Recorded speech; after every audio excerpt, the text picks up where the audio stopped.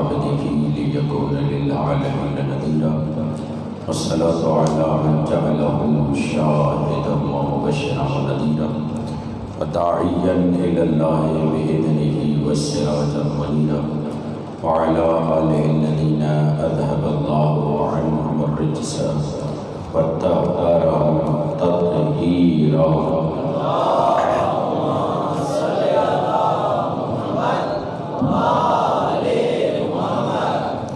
اللهم صل وسلم وزد وبارك على صاحب دعوة النبوية وصولة الحيدرية والعصمة الفاطمية والحلم الحسنية والشجاعة الحسينية والعبادة السجادية والمآثر الباقرية والآثار الجعفرية والعلوم القادمية والحجج الرضوية والجود التقوية والنقاوة النقوية والهيبة العسكرية والغيبة الإلهية أعني بقية الله في الأرضين روحي وأرواح العالمين لتراب مقدمه الفداء ولعنة الله على أعدائهم أجمعين من يومنا هذا إلى قيام يوم الدين.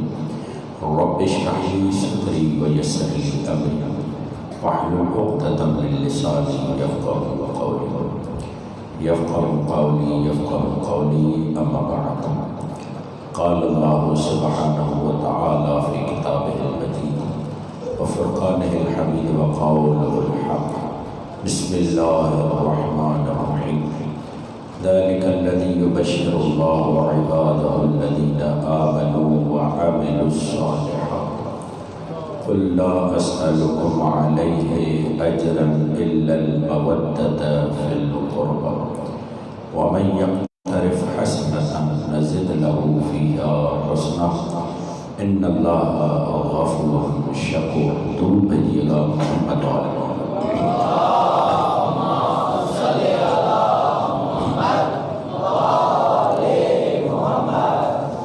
اس سے پہلے کہ ہم اپنے عنوان کو آگے بڑھائیں، دعائے صحت کی اپیل ہے.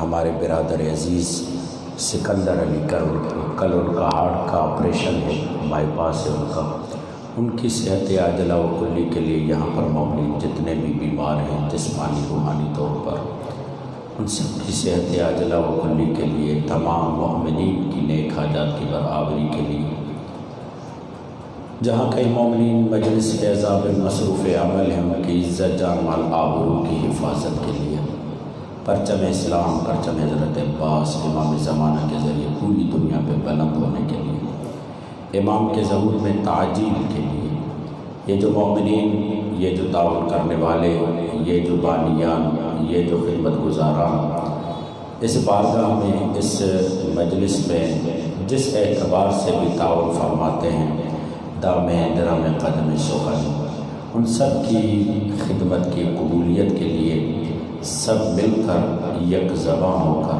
بلند آواز سے 3 مرتبہ درود پڑھی.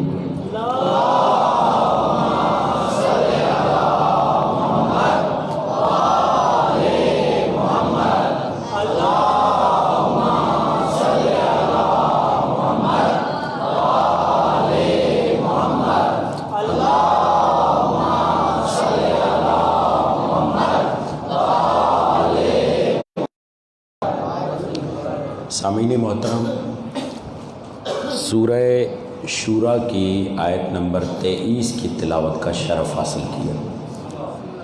ارشاد رب العزت ہو رہا ہے ذالک الذی یبشر اللہ، اللہ کی طرف سے بشارت ہے، خوشخبری ہے، کن کے لیے؟ جو ایمان لائے اور عمل صالح کیا. یہاں تک بات مکمل تھی مگر پروردگار عالم نے درمیان میں ایک شرط لگا دی. یہاں تک بات مکمل تھی کہ اللہ خوشخبری دیتا ہے، بشارت دیتا ہے ان لوگوں کو جو ایمان لے کر آئے اور عمل صالح کرتے رہے. پھر اللہ نے بیچ میں ایک شرط لگا دی اور وہ شرط یہ تھی قُلْ لَا أَسْأَلُكُمْ عَلَيْهِ أَجْرًا إِلَّا الْمَوَدَّةَ فِي الْقُرْبَى، میرے حبیب صرف ایمان اور عمل صالح کافی نہیں، بلکہ انہیں کہو، تم کہو، ہم تمہیں حکم دیتے ہیں اگر تم اس ایمان کی اور عمل صالح جو میں نے عمل پہنچایا اس کی اجرت دینا چاہتے ہو تو میری قربہ سے محبت کرو، میری قربہ سے محبت کرو۔ اور دیکھو جب یہ کام کر چکو گے نا تو ان اللہ غفور شکور، تو اللہ کو غفور بھی پاؤ گے اور شاکر بھی پاؤ گے۔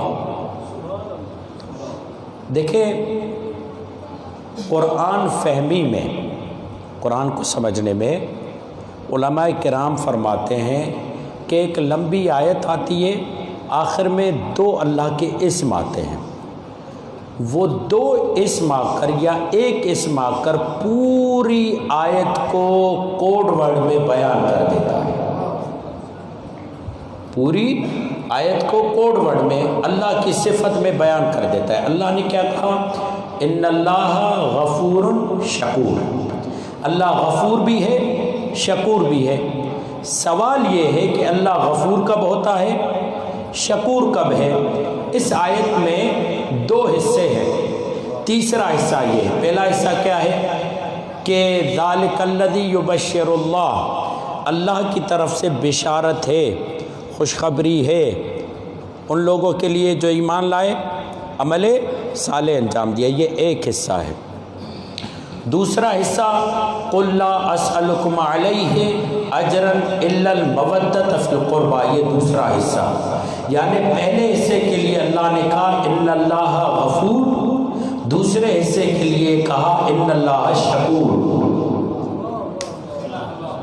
یعنی اگر تمہارے ایمان کے بعد عمل میں کوئی کمی کوتاہی رہ جائے تو گھبرانا نہیں، میں غفور ہوں،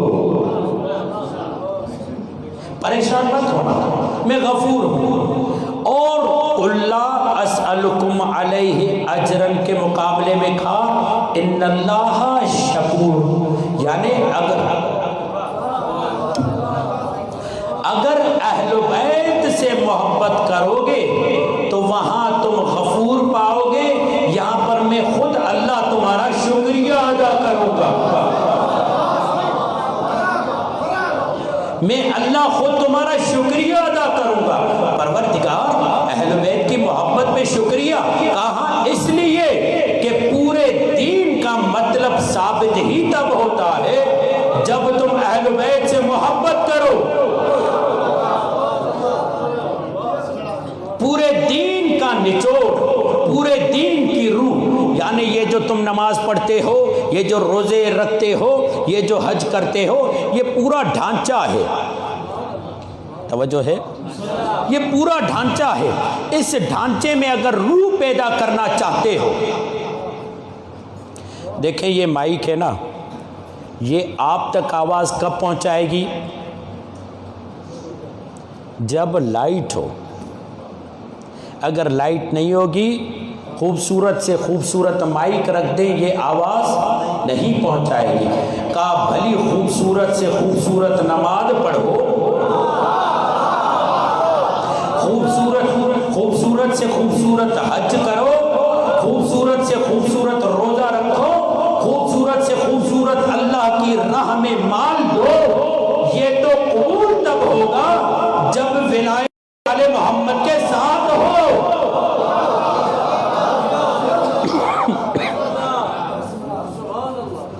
اچھا، پروردگار عالم نے کون سا عمل کہا؟ عمل صالح،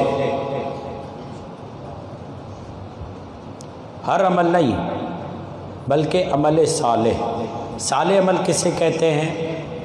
جس میں صالح جو ہے وہ صلاحیت سے ہے، جس میں پوٹینشل ہو، جس میں صلاحیت ہو، جس میں اتنی پاور ہو کہ جہاں اسے پہنچنا چاہیے وہاں پہنچ جائے۔ میرا تھوڑا ساتھ دیجیے گا۔ اس عمل میں اتنی پوٹینشل ہو کہ جہاں اسے پہنچنا چاہیے پہنچ جائے۔ پروردگار پہنچنا کہاں ہے اس عمل کو؟ کہ میری بارگاہ میں یہ عمل میری بارگاہ میں پہنچے گا۔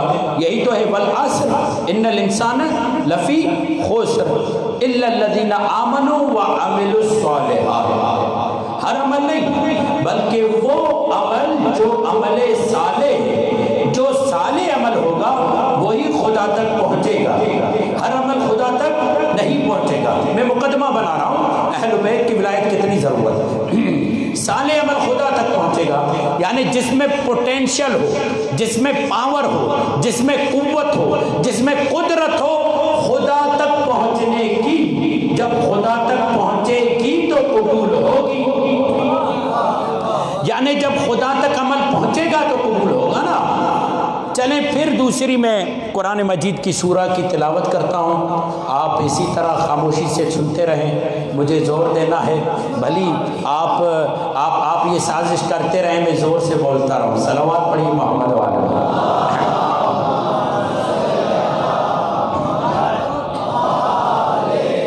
سورہ ماؤن، توجہ ہے، سورہ ماؤن، بسم اللہ الرحمن الرحیم۔ ارأیت الذی یکذب بالدین فذلک الذی یدع الیتیم ولا یحض علی طعام المسکین فویل للمصلین۔ اللہ اکبر۔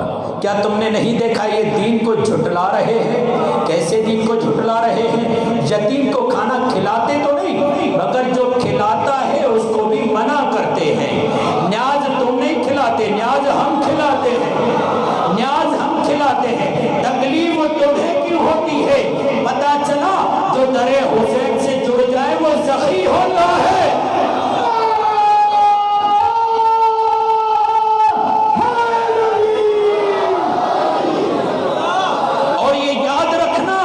روایت کے جملے ہیں، غیبت امام زمانہ میں ہمارے شیعہ یتیم ہے، ہم در حسین پر آ کر اپنے آپ کو یتیم بنا لیتے ہیں، نام حسین کا کھاتے ہیں، نام حسین پر کھلاتے ہیں۔ یہ نہیں کہا کہ فلاں کی نیاز ہے، حسین کی نیاز کہہ کر کہتے ہیں۔ کسی قوم قبیلے کی پابندی نہیں، ہندو ہے تو آ جائے، مسلم ہے تو آ جائے، اپنا ہے تو آ جائے، غیر ہے تو آ جائے۔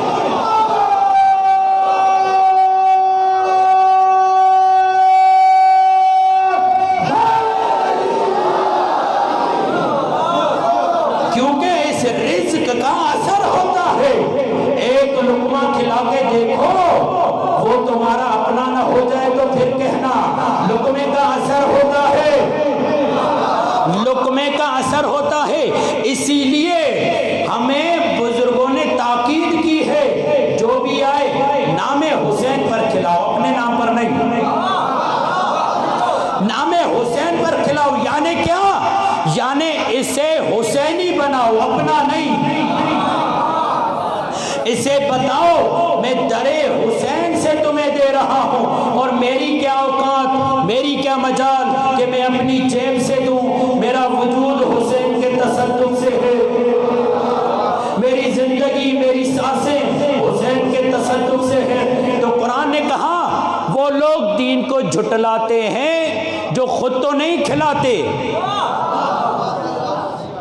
مگر جو کھلاتے ہیں ان کو بھی منع کرتے ہیں۔ اور یہاں تو کیس ہی الٹا ہے، صرف کھلانے والے کو منع نہیں کرتے، کھانے والے کو بھی کہتے ہیں مت کھانا، مت کھانا۔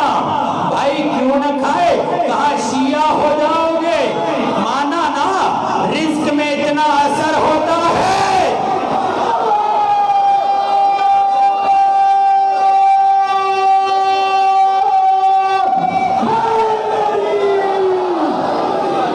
ہم تو نام حسین پہ سبیل بھی دیتے ہیں، ہم تو نام حسین پہ نیاز بھی دیتے ہیں۔ تم نام حسین پہ پیتے جاؤ، حسین سے قربت بڑھاتے جاؤ، اور یہ یاد رکھنا پاکیزہ رزق ہر ایک کا مقدر نہیں ہوتا، پاکیزہ رزق ہر ایک کا مقدر نہیں ہوتا۔ بندر کیا جانے ادرک کا مزہ،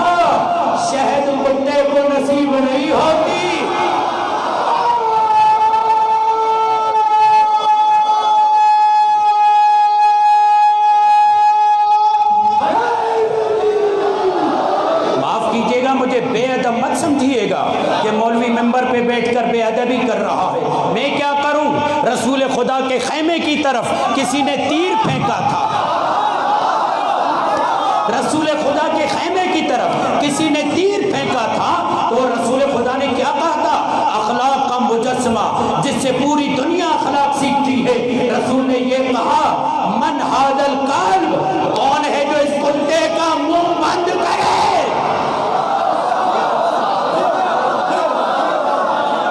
کون ہے جو اس کتے کا منہ بند کرے؟ یا رسول اللہ آپ تو اخلاق کے مجسمے ہیں، قرآن یہ کہہ رہا ہے انک لعلی خلق عظیم، پوری دنیا کو آپ سے اخلاق سیکھنا چاہیے۔ تو رسول بتا رہے ہیں جو میرے خیمے پر آئے یا میری بیٹی کے خیمے پر،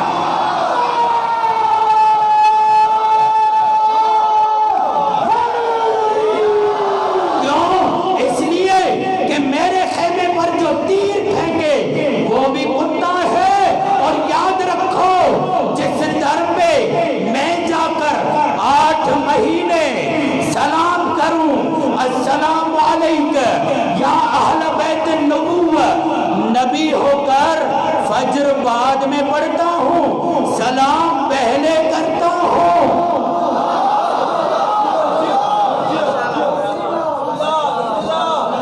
تو جو آج میرے خیمے سے گستاخی کرے،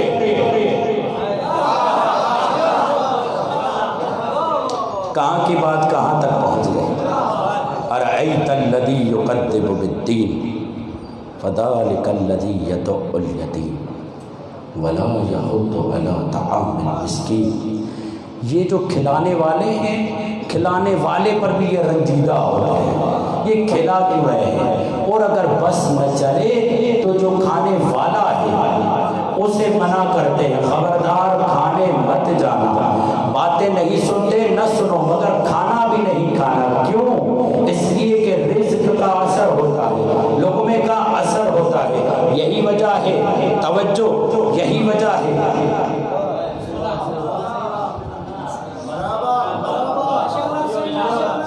باغی شام نے مولا کے ایک چاہنے والے کے گھر حلوہ بھجوایا اور سوچا شاید حلوے پر بک جائے گا، تو وہ خود تو موجود نہیں تھا، اس کی 4 سالہ بیٹی تھی۔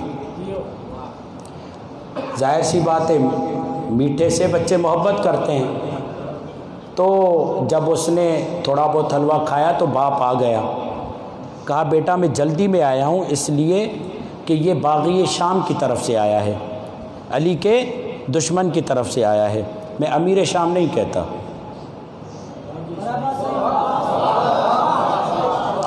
آپ کی خاموشی پر قربان جی، میں باغی شام کہتا ہوں کیونکہ ڈاکٹر طاہر القادری یہ جملہ کہتا ہے کے مقابلے میں چاہے آنے والی ہو یا آنے والا ہو، یہ سب باغی تھے، علی حق ہے، علی حق ہے، علی کل بھی حق تھا، علی آج بھی حق ہے، علی قیامت تک حق رہے گا، علی حق ہے۔ کہا بیٹا یہ باغی شام نے حلوہ بھجوایا ہے۔ بابا کیوں بھجوایا؟ کہا یہ حلوے کی قیمت پر ہم سے علی کی محبت لینا چاہتا ہے۔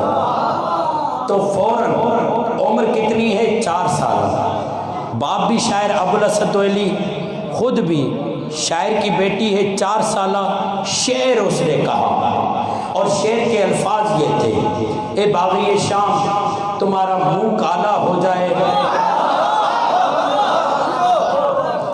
منہ کالا ہی ان کا ہوتا ہے جو دشمن علی ہوتا ہے۔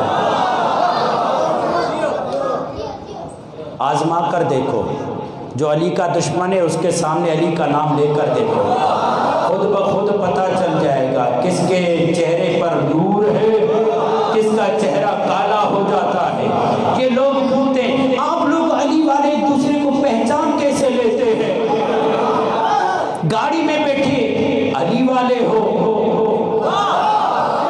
راستے میں گئے علی والے ہو، میں نے کہا تم اندھے ہو، ہمارے دل کی دید ہے، پیشانی پہ علی کی ولایت کا نور جو نظر آتا ہے، تمہیں کیا معلوم یہ ولایت کا نور ہر ایک کو نظر نہیں آتا، اسی کو نظر آتا جاتا ہے جو علی والا ہو۔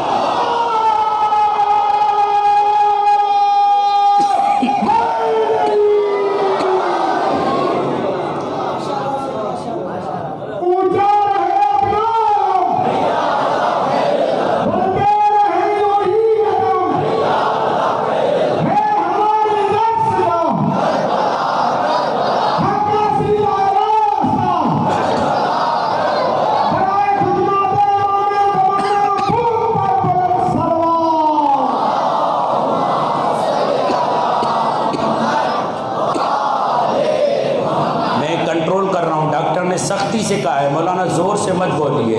میں نے کہا بھیا علی کہاں خاموش ہونے دیتی ہے، علی کی محبت کہاں خاموش ہونے دیتی ہے۔ علی کی محبت تو یہ ہے کہ سینہ چیر کر پھاڑ کر دنیا والوں کو دل دکھایا جائے۔ یہ جب دل دھڑکتا ہے تو علی علی کہتا ہے۔ اس نے شعر کہا، اے باغی شام تمہارا منہ کالا ہو جائے، تو کیا سمجھتا ہے کہ حلوے کھانے سے میں علی سے مکر جاؤں گی؟ پھر اس نے اپنے منہ میں انگلی ڈالی کہ پورا حلوہ باہر نکالا۔ باہر نکالنے کے بعد اب جملہ کہتی ہے، خدا کی قسم جاننا چاہتے ہو میں سکینہ کی کنیز ہوں، 4 سالہ ہے نا، میں سکینہ کی کنیز ہوں، جاننا چاہتے ہو علی کی محبت میں میرے اندر کتنا جذبہ ہے؟ اگر تم مجھے مار بھی دو، اگر تم مجھے قاتل بھی کر دو، اگر تم میری بھوٹی بھوٹی کر دو، میرے خون کے قطرے قطرے سے علی علی کی صدا نہ ہو تو مجھے سکینہ کی کنیز نہ کہنا۔ علی کے نام پہ مرنا تو ہم اپنی سعادت سمجھتے ہیں۔ یہی تو تھا باغی شام کے دربار میں 2 لوگ لائے گئے، ایک بوڑھا ایک جوان۔ بوڑھا باپ تھا، جوان بیٹا تھا۔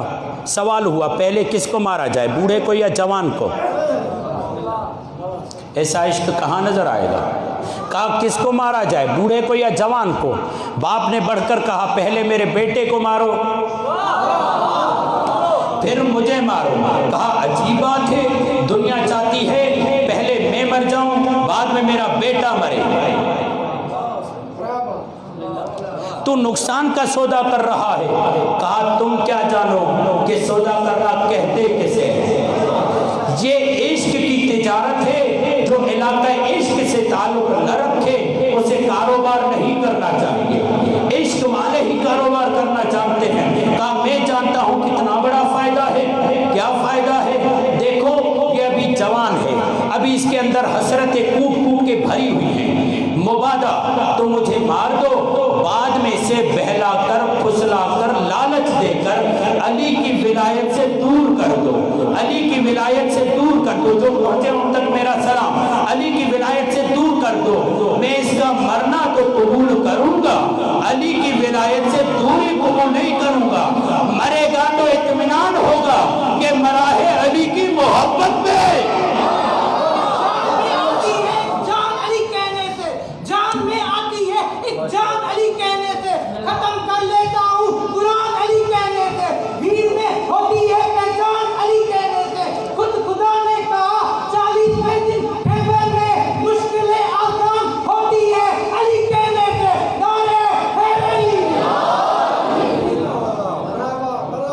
کہا میں گھاٹے کا سودا نہیں کر رہا، میں فائدے کا سودا کر رہا ہوں۔ جب یہ میرے سامنے مرے گا تو اطمینان ہوگا یہ علی کی راہ پہ مرا۔ ارأیت الذی یکذب بالدین فذلک الذی یدع الیتیم ولا یحض علی طعام المسکین فویل للمصلین۔ یہ نمازیوں کے لیے ویل ہے۔ ویل کسے کہتے ہیں؟ جہنم کی گھاٹی کو۔ پروردگار نمازی تو ہے نا، یہ دنیا جہان نے ہمیں پریشان کر رکھا ہے، اور حقیقت بھی ہے اور صحیح بھی ہے کہ نماز دین کا ستون ہے لا شک۔ علی مولا جب اس دنیا سے جا رہے تھے تو کہا کہ اللہ اللہ فی الصلاۃ انہا عمود دینکم، یہ دین کا ستون ہے، ان قبلت قبل ما سواہا و ان ردت رد ما سواہا، اگر یہ قبول تو ہر عمل قبول، اگر یہ رد تو ہر عمل رد۔ نماز کی قبولیت پر ہے اور اعمال، کس کی قبولیت پر ہیں؟ نماز قبول ہو گئی تو ہر عمل قبول ہو جائے گا، نماز رد ہو گئی تو ہر عمل رد ہو جائے گا۔ اب سوال یہ ہے کہ یہ نماز قبول کیسے ہو؟ یہ نماز قبول کیسے ہو؟ قرآن کیا کہہ رہا ہے؟ وَيْلٌ لِّلْمُصَلِّينَ، ویل ہے ان کے لیے جو نماز پڑھتے ہیں۔ پروردگار نمازی بھی ہوں پھر جہنم کی گھاٹی بھی ہو، کہاں اس لیے الذین هم عن صلاتهم ساہون، کیونکہ یہ نماز تو پڑھتے ہیں مگر نماز سے لاپرواہی اختیار کرتے ہیں، نماز کے معاملے میں سست ہے۔ پروردگار یہ کیسی بات ہوئی؟ نماز بھی پڑھتے ہیں، نماز سے لاپرواہ بھی ہیں۔ کہاں اس لیے کہ انہوں نے صرف یہ سمجھا ہے کہ صرف نماز پڑھنی ہے، قبولیت کے مرحلے کو انجام نہیں دیتے، صرف نماز پڑھتے ہیں۔ پتہ چلا صرف نماز پڑھنا کافی نہیں ہے بلکہ نماز کو درجہ قبولیت تک بھی پہنچانا ہے۔ اب کیسے پہنچائے پروردگار؟ الذین هم عن صلاتهم ساہون ویل للمصلین، ویل ہے ان کے لیے جو نماز تو پڑھتے ہیں مگر پھر بھی جہنم کی گھاٹی میں جائیں گے۔ ویل ہے ان کے لیے، جہنم کی گھاٹی کا نام ہے۔ پروردگار کیوں ویل ہے؟ نماز تو پڑھ رہے ہیں، کہا الذین هم عن صلاتهم ساہون، اس لیے کہ یہ نماز سے غافل ہیں۔ پروردگار ادھر سے نمازی بھی کہہ رہا ہے، ادھر سے کہہ بھی رہا ہے کہ یہ نماز سے غافل ہیں۔ یہ کیسے نمازی ہیں جو نماز سے غافل ہیں؟ اگر آپ کی توجہ ساتھ دے رہی ہے تو ایک اور سورہ پڑھ لیتا ہوں، درود پڑھیے محمد و آل محمد۔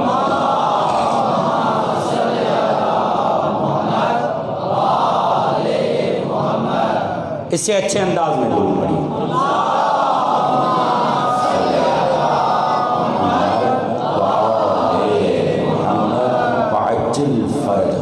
پروردگار یہ نماز کے متعلق کیسے غافل ہیں؟ نماز تو پڑھ رہے ہیں، کہ آؤ دوسری سورہ کی طرف، سورہ قاریہ آخری پارے میں یہ سورہ ہے، ارشاد رب العزت ہو رہا ہے، بسم اللہ الرحمن الرحیم، القارئۃ ما القارئۃ وما ادراک ما القارئۃ یوم یکون الناس کالفراش المبثوث وتكون الجبال كالعهن المنفوش فأما من خفت موازينه أمه هاوية وأما من ثقلت موازينه فأمه هاوية۔ پروردگار عالم کیا ارشاد فرما رہا ہے کہ القاریۃ ما القاریۃ، تمہیں کیا معلوم یہ دھماکے دار چیز کیا ہے، یہ قیامت کیا ہے؟ القاریۃ ما القاریۃ وما ادراک ما القاریۃ، اور تمہیں کیا معلوم کہ یہ قاریہ ہے کیا؟ یوم یکون الناس کالفراش المبثوث، جب وہ دھماکے دار چیز وہ قیامت آئے گی تو یہ پہاڑ روئی کی طرح بکھرے ہوئے ہوں گے۔ یوم یکون الناس کالفراش المبثوث وتكون الجبال كالعهن المنفوش، اور اس دن لوگ پتنگوں کی طرح بکھرے ہوئے ہوں گے۔ وَأَمَّا مَنْ ثَقُلَتْ مَوَازِينُهُ فَهُوَ فِي عِيشَةٍ رَاضِيَةٍ، جن کے اعمال بھاری ہوں گے وہ جنت میں جائیں گے۔ وَأَمَّا مَنْ خَفَّتْ مَوَازِينُهُ، جن کے اعمال ہلکے ہوں گے، فَأُمُّهُ هَاوِيَةٌ، وہ جہنم کی گھاٹی میں جائیں گے۔ یہ چار آیتیں آپ کے ہوش گزار توجہ کا طالب۔ وَأَمَّا مَنْ ثَقُلَتْ مَوَازِينُهُ، جن کے اعمال بھاری، جن کے اعمال بھاری، فَهُوَ فِي عِيشَةٍ رَاضِيَةٍ، راضیہ راضی رہنے والی زندگی میں جائیں گے۔ وَأَمَّا مَنْ خَفَّتْ، خفت کہتے ہیں ہلکے کو، اور جس کے اعمال ہلکے ہیں فَأُمُّهُ هَاوِيَةٌ، وہ جہنم کی گھاٹی میں جائے گا۔ توجہ کرنا، عمل کا انکار نہیں ہو رہا،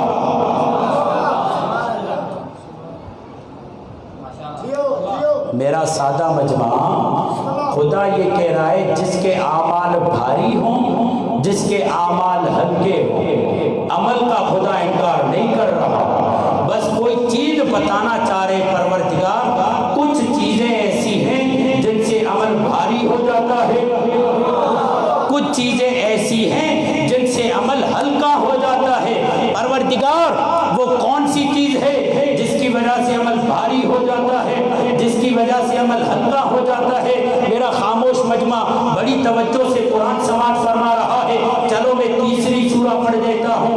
پروردگار عالم نے سورہ تکاثر میں ارشاد فرمایا، بسم اللہ الرحمن الرحیم، الہاکم التکاثر حتی زرتم المقابر کلا سوف تعلمون ثم کلا سوف تعلمون کلا لو تعلمون علم الیقین لترون الجحیم ثم لترونها عین الیقین ثم لتسألن یومئذ عن النعیم۔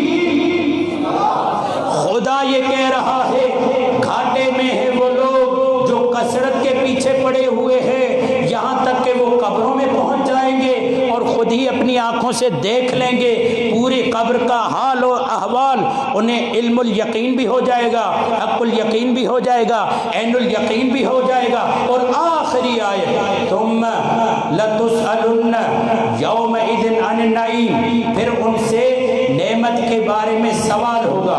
نہیں، میں نے ترجمہ درست نہیں کیا، ثم لتسألن، ضرور سوال کیا جائے گا، اور ہاں سوال کیا جائے گا کس کے بارے میں؟ لتسألن یومئذ عن النعیم، نعمت کے بارے میں۔ یہ نعمت کون سی ہے جس کے بارے میں سوال کیا جائے گا؟ اوپر تو کہہ رہا تھا کثرت میں مت پڑھو، یہ مت بٹورو، یہ مت جمع کرو، یہ مت لو، وہ مت لو۔ نیچے کہہ رہا ہے نعمت کے بارے میں سوال ہوگا۔ پروردگار منع بھی خود کر رہا ہے اور سوال بھی خود کر رہا ہے۔ یہی سوال میرے 5ویں امام اور میرے 6ٹھے امام کے سامنے جب یہ آیت تلاوت کی گئی تو ایک مرتبہ میرے مولا نے پوچھا، بتاؤ تمہارے نزدیک اس نعمت سے مراد کون ہے؟ تو جو حلووں کی محفلوں کو آباد رکھتے ہیں، غیر بیٹھے ہوئے تھے۔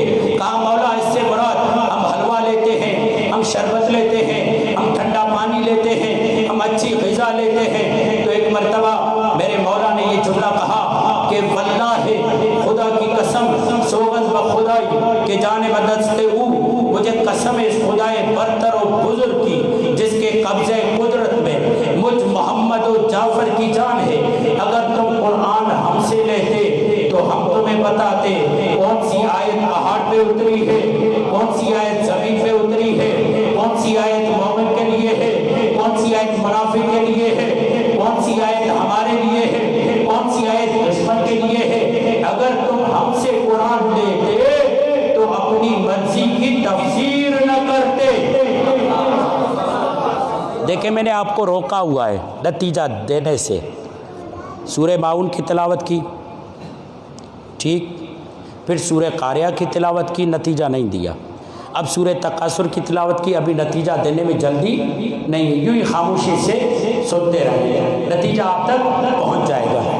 جب مولا نے یہ جملہ کہا نا تو حیرت ان لوگوں پر ہے جو کہہ رہے ہم ان نعمتوں سے ٹھنڈا پانی مراد لیتے ہیں، شربت مراد لیتے ہیں۔ یاد رکھیے کل ایک میں نے جملہ کہا تھا جس کو میں آج نہیں بڑھا پایا۔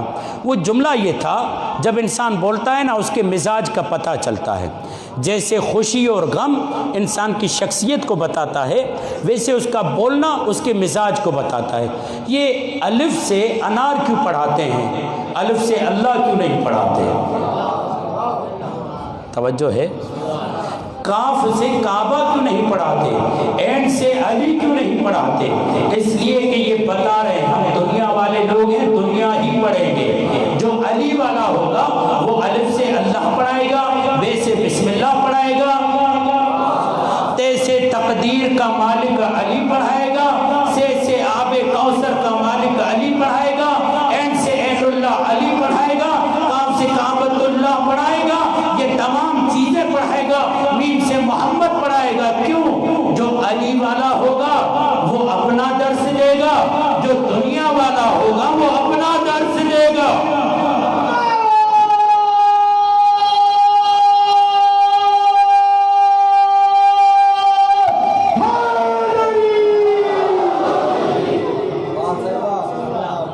مولا پھر اس آیت کی تفسیر کیا ہے؟ مولا نے کہا، اب توجہ سے سننا، مولا نے کہا نتیجہ دے رہا ہوں. مولا نے کہا کہ دیکھو اگر روز محشر کوئی پہنچ جائے، توحید کا اقرار بھی کرتا ہو، نبوت کو بھی مانتا ہو، جنت تو کیا جنت کی بو نہیں سن سکتا، جنت تو کیا جنت کی بو بھی نہیں سن سکتا. کہا بولا کیوں؟ کہا اس لیے جب تک توحید اور رسالت کی قبولیت کا مرحلہ نہ لے کر جائے تب تک وہ جنت کو کیا جنت کی بو بھی نہیں سن سکتا. پوچھا مولا وہ کون سی چیز ہے جس کی وجہ سے توحید بھی قبول ہوگی، جس کی وجہ سے رسالت بھی قبول ہوگی؟ وہاں پر میرے مولا نے جملہ کہا وہ ولایت آل محمد ہے. ولایت کے ساتھ جاؤ گے تو توحید بھی قبول ہوگی، رسالت بھی قبول ہوگی، اور یہی تو وہ مرحلہ ہے جہاں پر کہا جائے گا انہم مسئولون وقفوہم انہم مسئولون، انہیں روکو، ان سے سوال کیا جائے گا. پروردگار نماز کا حساب تو دے کر آئے، حج کا حساب تو دے کر آئے، زکوٰۃ کا حساب تو دے کر آئے، ہم سارے حساب دے کر آئے. کہا نہیں، آخری حساب باقی ہے. اگر اس میں کامیاب ہو گئے تو تم جنت کی طرف جاؤ گے، اگر کامیاب نہیں ہوئے تو جنت کی طرف نہیں جاؤ گے. کہا پروردگار کون سا حساب؟ بتاؤ ولایت علی بھی ساتھ لائے ہو یا نہیں؟ اسی لیے حضرت ابو بکر یہ جملہ کہتے ہیں. مولا علی کو دیکھ رہے تھے، بیٹی نے کہا بابا خیریت تو ہے؟ کہا بیٹا خیریت ہے. کیوں دیکھ رہے ہیں بابا؟ کہا آپ نے نہیں سنا کہ رسول خدا نے کہا النظر الی وجہ علی ابن ابی طالب عبادت، علی کے چہرے کو دیکھنا عبادت ہے. جب یہ مرحلہ آیا تو ایک مرتبہ کہا بابا دیکھ لیا کافی ہے. کہا صرف اتنا نہیں ہے بلکہ رسول یہ فرما رہے ہیں کوئی بھی شخص کل صراط سے گزر نہیں پائے گا جب تک علی کے ہاتھ کی تحریر نہ ہو، جب تک محبت علی کا پروانہ نہ ہو وہ کل صراط سے گزر نہیں سکتا. اب تمام صورتوں کا نچوڑ دے رہا ہوں. دین ہلکا تب ہے جب اس میں ولایت علی نہ ہو، اور دین بھاری تب ہے جب اس میں ولایت علی ہو. اللہ دینوں وہی قبول کرتا ہے. اب ایک اچھا بھلا آدمی، نماز کا بڑا شوق اسے، بازار گیا مصلی چوری کیا، لوٹا چوری کیا. آج تو لوٹوں کا زمانہ بھی نہیں مگر سیاسی لوٹوں کا زمانہ ہے. درود پڑھیے محمد والا.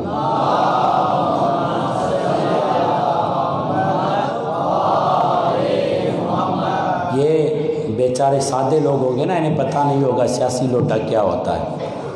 تو وہ گیا اور مصلی چوری کر کے لایا، پانی بھی چوری کر کے لایا. اس نے وضو کیا، مصلی پر بیٹھ کر نماز پڑھنے لگا.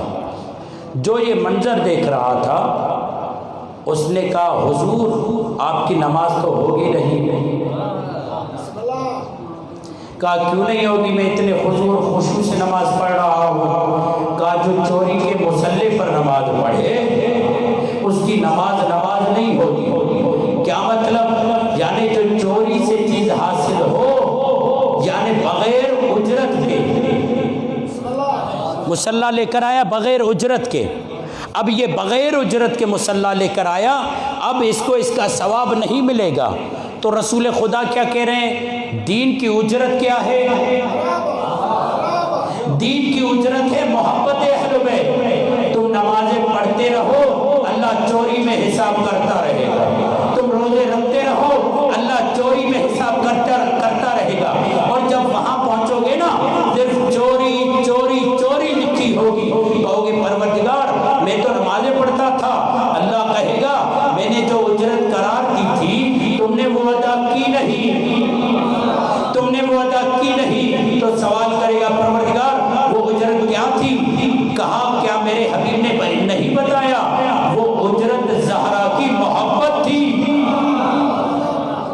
اور یہیں پر یہ جملہ کہوں بڑی بحث ہو رہی، رضی اللہ علیہ السلام، رضی اللہ علیہ السلام۔ ہم تو اسے رضی اللہ مانے جس سے سیدہ راضی ہو، جس سے سیدہ راضی ہے وہی رضی اللہ ہے، اور وہ خود تو علیہ السلام ہیں۔ کیوں؟ اس لیے کہ ان کا معاملہ خود ڈائریکٹ خدا سے ہے،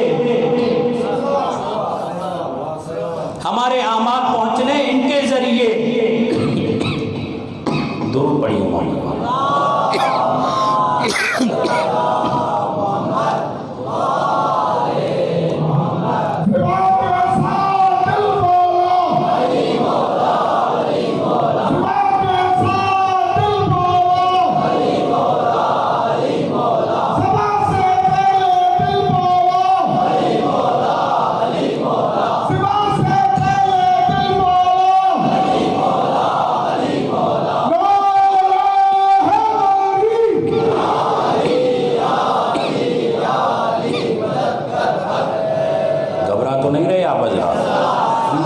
ہمارے نزدیک رضی اللہ وہ ہے جس سے سیدہ راضی ہے، اور یہی کہتے ہیں جب جاتے نا اہدنا الصراط المستقیم صراط الذین انعمت علیہم غیر المغضوب علیہم ولا الضالین، تو ہم کہتے ہیں الحمدللہ۔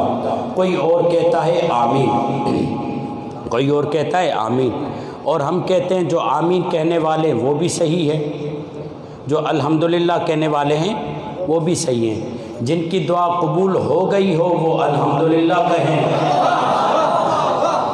جنہوں نے ہدایت کا راستہ دیکھ لیا ہے وہ الحمدللہ کہیں۔ آمین کیوں کہی جاتی ہے؟ اسی لیے نا یہ چیز مل جائے، یعنی ابھی تک نہیں ملی تبھی آمین ہو رہا ہے، اگر مل جاتی تو الحمدللہ کہتے جیسے ہم کہتے ہیں۔ اگر اسی معنی میں رسول آمین کہیں تو کافر کہیں گے نا، غیر کہیں گے ابھی تک خود تو نہیں دیکھی ہمیں کیا دکھاؤ گے؟ تو یہاں مغضوب کون ہے؟ کہ مغضوب وہ ہیں جس سے سیدہ ناراض ہیں، اور جن سے سیدہ راضی ہیں ہماری نظر میں وہی رضی اللہ ہے۔ یہ علیہ السلام ہیں جو جن سے یہ راضی ہو جائے وہ رضی اللہ ہے۔ یہ تو قیامت میں پتہ چلے گا سیدہ کن سے راضی تھی کن سے ناراض تھی، اور یہ وہ چھپا ہوا معاملہ نہیں، سیدہ نے علنی بتا دیا تھا میں کس سے راضی ہوں کس سے ناراض ہوں، سیدہ نے احتجاج کر کے بتا دیا تھا۔ اور یہ محرم، یہ پنڈال، یہ مومنین کیوں آتے ہیں؟ بتانے کے لیے سیدہ کس سے راضی ہے اور کس سے ناراض ہے۔ خود ہی دیکھ لو کنہوں نے سیدہ کے بچے کو قتل کیا، جو سیدہ کے بچے کو قتل کرے کیا سیدہ اس سے راضی ہوگی؟ اور وہ کون ہیں جنہوں نے حسین کا ساتھ دیا؟ رسول خدا ایک بچے کو قریب لا کر پیار کر رہے ہیں، 7 سال کا بچہ، 8 سال کا بچہ۔ صحابہ نے پوچھا یا رسول اللہ یہ چھوٹا بچہ آپ اس کی اتنی تعظیم کر رہے ہیں؟ کہا کیوں کر تعظیم نہ کروں، دیکھ نہیں رہے جب میرا حسین چلتا ہے تو یہ اس کے قدموں کی خاک اٹھاتا ہے، جب میرا حسین چلتا ہے تو یہ اس کے قدموں کی خاک اٹھاتا ہے، اور صرف اٹھاتا نہیں بلکہ آنکھوں کو لگاتا ہے اور اسے بوسہ دیتا ہے۔ کہا یا رسول اللہ حسین سے پیار کرنے والے سے اتنا پیار ہے؟ کہا تمہیں معلوم نہیں یہ حسین کے کربلا کا ساتھی ہے۔ اجرکم علی اللہ، اجرکم علی اللہ۔ کون تھا یہ جو حسین کے قدموں کے پیچھے پیچھے چلتا، حسین کے قدموں کی خاک اٹھا کر اپنی آنکھوں کا سرما بناتا، روزانہ حسین سے پہلے حسین کے گھر کے سامنے بیٹھ جاتا اور انتظار کرتا کب میرا حسین آتا ہے؟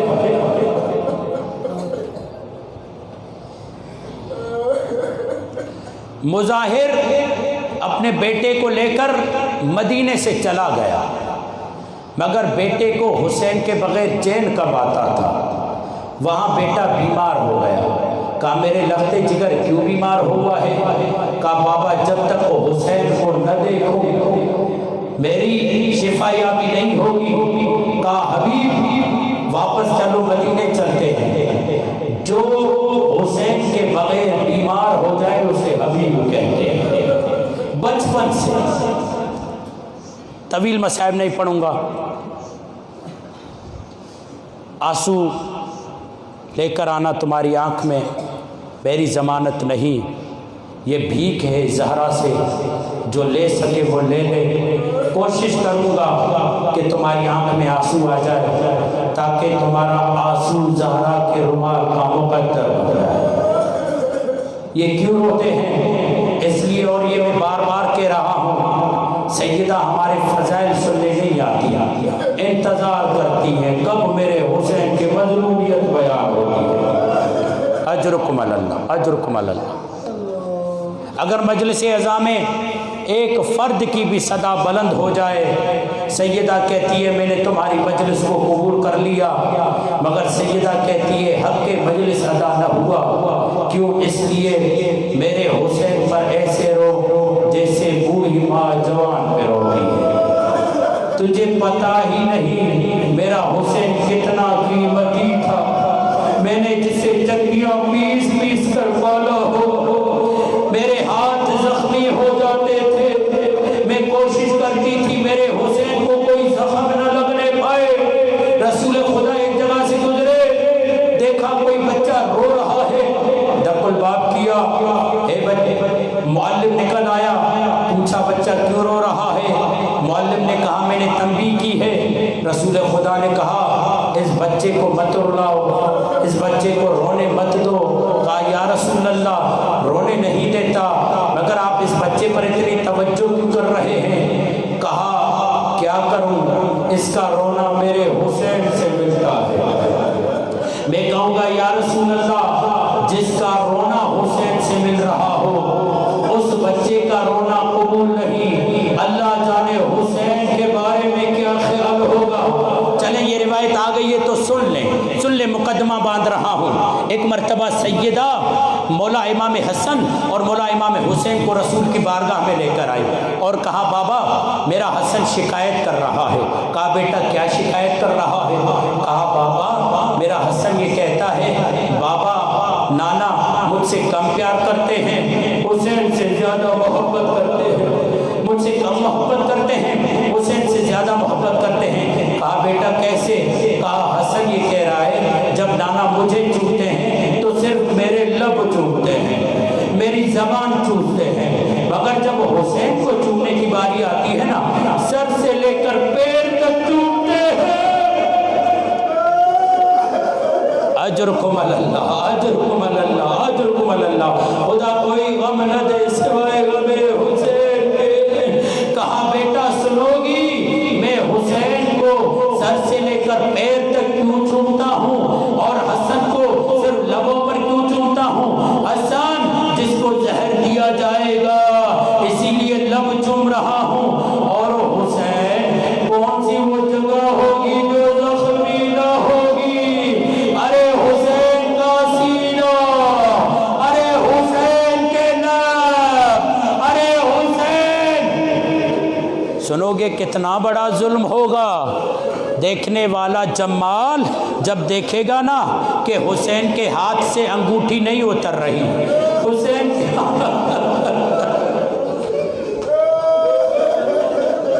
میرے مولا کے ہاتھ سے انگوٹھی نہیں اتر رہی، اللہ کرے اس منظر کو پہنچا سکوں۔ ظالم دو پتھر لے کر آتا ہے، ایک پتھر رکھتا ہے، دوسرے اس پتھر پر مولا حسین کی انگلی رکھ کے اوپر سے دوسرا پتھر، ارے ایک مرتبہ اجرکم علی اللہ، حسین کے ہاتھ سے حسین کی انگلی جدا گئی۔ کہا جمال کیا یہی اجر دیتے ہو؟ آزادارو غم حسین میں رونے والوں 3 محرم ہو گئی ہے۔ آج کی تاریخ عجیب تاریخ ہے، آزاداروں کی اصحاب سے منسوب ہے۔ مولا حسین خیمے میں خط لکھ رہے ہیں اپنے صحابیوں کی طرف، آقا زادی زینب آئی، شریکت الحسین آئی، کہا بھیا دوستوں کو خط لکھ رہے ہو؟ کہا ہاں بہن دوستوں کو خط لکھ رہا ہوں۔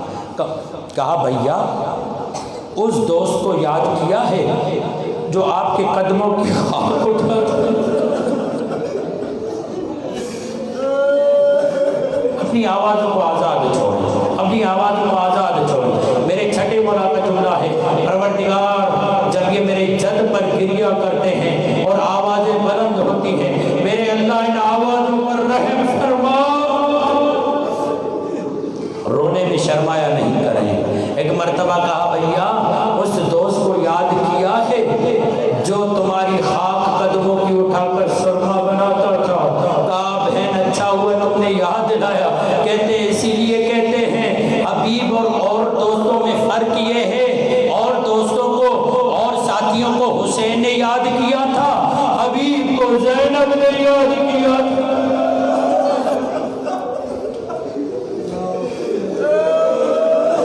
اجرکم علی اللہ، اجرکم علی اللہ۔ ایک مرتبہ حسین مولا نے خط لکھا، خط لکھ کر نیچے لکھا حسین ابن علی، سیدہ زہرا کی بیٹی جناب زینب نے کہا حسین اپنا نام لکھ دیا؟ کہا ہاں بہن لکھ دیا۔ حسین نیچے میرا نام بھی لکھ دے، حسین نیچے میرا نام بھی لکھ دے، لکھ دے زینب بنت علی۔ کہا کیا وجہ ہے؟ کہا حسین شاید دیر کر دے، میرا نام دیکھے گا سمجھ جائے گا حسین غریب ہو چکا ہے، حسین دشمنوں کے نغے میں پھنس چکا ہے۔ اور ایک مرتبہ جب بس زیادہ طاقت نہیں، ایک دو جملے، ایک مرتبہ جب حبیب بن مظاہر کھانا کھا رہا تھا اپنی اہلیہ کے ساتھ، دق الباب ہوا، انا ورید الحسین، میں حسین کا قاصد ہوں، دروازے پر آیا، خط کو لیا، آنکھوں سے لگایا، ایک مرتبہ جب زینب کا نام دیکھا رہا نہ گیا، فوراً بیوی کے پاس آیا، کہا مولا حسین نے خط بھیجا ہے، جاؤں کہ نہ جاؤں؟ بیوی کھڑی ہو گئی، ایک مرتبہ کہا ابھی بھی سوچ رہا ہے، حسین بہنوں کے ساتھ کربلا میں ہے،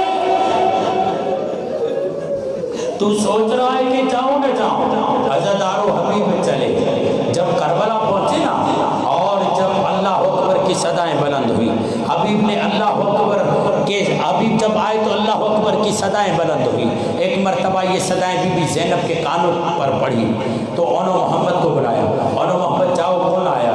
گئے، دوڑ کر واپس آئے، اماں جس کے لیے تم نے خط بھیجا تھا وہ حبیب ابن مظاہر آ گیا، بس ایک مرتبہ یہ سننا تھا۔ جناب زینب نے کہا مجھے ڈھارس سے، اونو محمد جاؤ حبیب کو کہو مامو اماں زینب سلام کہتی ہے، مامو اماں زینب سلام کہتی ہے، بس یہ جملہ سننا تھا۔ ایک مرتبہ حبیب زمین کربلا پہ بیٹھ گیا اور ایک مرتبہ کربلا کی خاک اٹھا کر سر میں ڈال کر کہتا ہے اے زہرا کی بیٹیوں اتنی غریب ہو گئی، کہاں یہ حبیب غلام، کہاں زہرا کی بیٹیوں؟ انا للہ و انا الیہ راجعون۔ پروردگار جتنے